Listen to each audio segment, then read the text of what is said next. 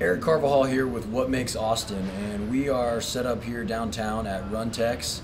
And one of the things that we haven't done yet on our website is feature the people of Austin, Texas. And I think that one of the things that makes this city so great is the people. And one of our followers actually contacted us and asked that we get in touch with this local Austinite and hear his story because it is a very special story. And so we wanted to meet with him. And so this is Mike Thompson. Mike, thank you so much for meeting with us. We really do appreciate it. Tell us a little bit about yourself. Mike Thompson, was born and raised in Austin. I'm 25 now. I've grown up in this city, loving every bit of it. I've been in every corner. I grew up riding on the back of my dad's bike until I could walk and ride. As soon as I could ride, I would ride with him on every track and every trail I could find. And I've loved living here. I've loved living in this city, every year of my life, and I can't wait to start a family one day, and here I am. So currently you're training for an Ironman. Tell us a little bit about that, and then your current training and all that. It's intense. My Ironman is 74 days away. It's Ironman, Texas at the Woodlands, May 21st of this year, and it's the first Ironman race in Texas that's a full distance of 140.6 miles. And the training it's like a full-time job. I mean, it's hours per day of swimming, biking, running, and core work. But I wouldn't have it any other way. I love being active and having an active lifestyle, and to be competing in the world's largest endurance event is an honor. So I'm happy to be where I am. Well, that's incredible. So obviously I've had a little bit of chance to speak with you before this, and you were telling me about some of the incredible trials and tribulations that you've been through to get to where you are today. Obviously some of them started at a very young age, so if you don't mind, share a little bit about that and what you've been through. And No, not at all. Growing up, I lived a completely normal childhood. Like I said, I played sports, hung out with my friends, went to school, and that completely normal life changed forever. In October of '95, I was 10 years old, and I was diagnosed with an adult form of leukemia. Our normal life was turned upside down immediately. My family and I were, locked in the hospital for about 5 months, battling chemotherapy and infections and learning what it was to be a cancer patient and have a loved one that was going through the fight against cancer, and battled it on and off for about 3.5 years of the leukemia, and I had 2 bone marrow transplants, and that was probably the toughest part of it, were the transplants, because your body is rejecting this new marrow. And ended up meeting my donor after the second transplant. He was unrelated to begin with, and now him and I are great friends, and having that bond, having that friendship made it a little easier when I found out that I had cancer again as a freshman in high school. I developed a tumor on the lower right-hand portion of my jaw, and it was determined that radiation from my first transplant was what caused the tumor to develop. And so to have something that's supposed to help you, complicate things is a little frustrating. And it immediately became a shock to me, because I found out that not only would I have to have my jaw reconstructed, but they were using the fibula for my left leg. That threatened my ability to be active and work out and play sports and do the things that I had grown up doing. And luckily I had faith in God and a good familial support with everyone around me, family and friends and teammates, and I fought back and started to develop a little bit of strength in my leg, and was able to eventually walk normal without any pain, and then run again. And it's been a journey, and I wouldn't be competing in the Ironman or doing triathlons if I hadn't been diagnosed with cancer. So it's been a blessing for sure.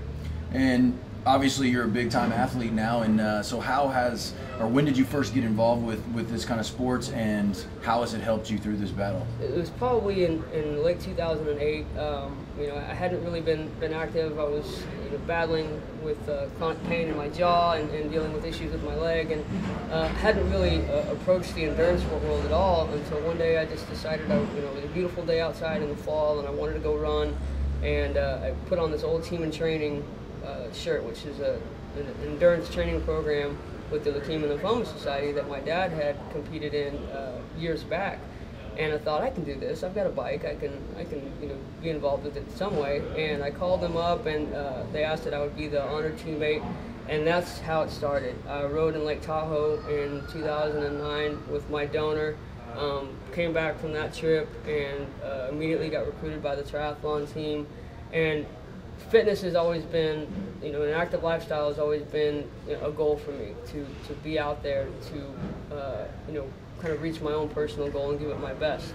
And metaphorically, that finish line became kind of my mission with the cancers as well, that I wanted to find a finish line. I wanted to get through everything and one day live a normal life. And so now I get to do that every day with training for triathlons. And like I said, to be competing in Ironman wasn't even a figment of my imagination back when I was going through chemo and radiation and everything that entails being a cancer patient. And to have that ability now, to have that opportunity, is truly a miracle and a blessing. And so that's really, fitness has been what has gotten me through it. Doctors early on said that because of my strong heart and my capable physique, that I would have an advantage over others that were going through cancer, just because my body could handle the treatment more. Well, that's awesome. And so I think it's awesome that you've kind of taken it to the next level, and rather, you're not just running an Ironman, but you're kind of using this as an opportunity to go out and help others. So tell us a little bit about what you're doing here in Austin and how others can get involved. When I get tired or I get frustrated with training, all I have to do is think of those that are currently battling for their lives, maybe similar to what I've went through or worse. And one that I think of in particular is a young man named Mitchell Whitaker. My friend John Whitaker founded the Go Mitch Go Foundation in honor of Mitch, who lost his life to leukemia 3 years ago. And Mitch had just as much promise as I did. An athlete, bright young man, and because of cancer, because of leukemia, I didn't get to meet Mitch. And so for me, that's become my motivation, is to prevent that from happening, to prevent the world from missing out on young men like Mitch and the hundreds of others that we've already lost, and the thousands of others who are currently battling for their lives. And it's now my goal, my mission, to keep training and keep inspiring as many others as I can to live a lifestyle. It doesn't have to be in fitness or active, but a positive lifestyle that some people don't have that opportunity to do. And so I want to spread positivity and no matter what, be there for others around me, because I was blessed to have a group of support, and now I want to help others do the same. Well, I think it's absolutely awesome. I mean, what an amazing story, very, very inspiring. And I think that the biggest thing that it tells me is, there's days when I think that I'm going through some trials and tribulations that are so tough, and there's always someone out there that's been through so much more than you, that's going through so much more. And but I think the best part about this story is you using it as an opportunity to not just sit around and feel sorry for yourself, but rather go out and spread the word, motivate your life and put it towards a cause. And I think that's just something that is awesome. I'm so glad that you're doing that. I think it's really, really great, very respectable, and I really commend you on that. This obviously is an awesome story, and it's one that we're going to be following. We wish you the best of luck with your Ironman and all your training. We're definitely going to be involved, and hopefully we'll be at the finish line to cheer you on.